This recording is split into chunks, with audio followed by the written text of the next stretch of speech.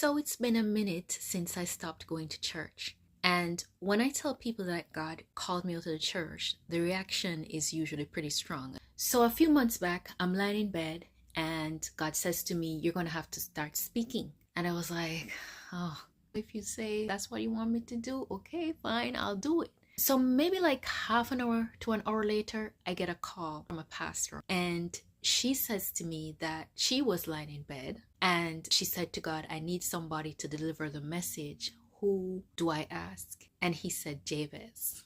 I'm thinking, seriously? So I said to her, "Okay, I'll do it."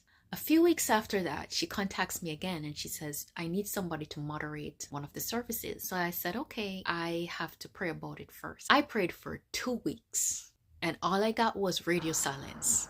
And so I'm in the kitchen making breakfast. My mom, who was in a different room in a prayer meeting, comes out and says to me that God gave her the story of the lion and the prophet and says that that is a message for me. And then she proceeded to tell me that there was a prophet that God had sent to give a message to a king. And God told the prophet not to turn back, not to eat or drink anything.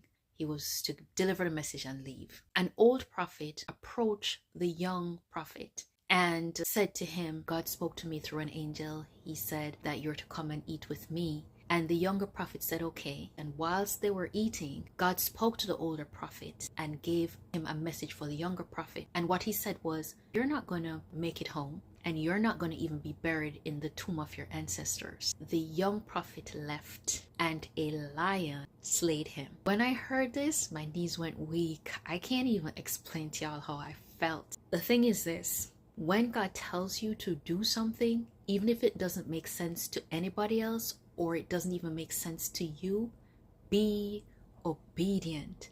Because although we're living in the dispensation of grace, God don't play.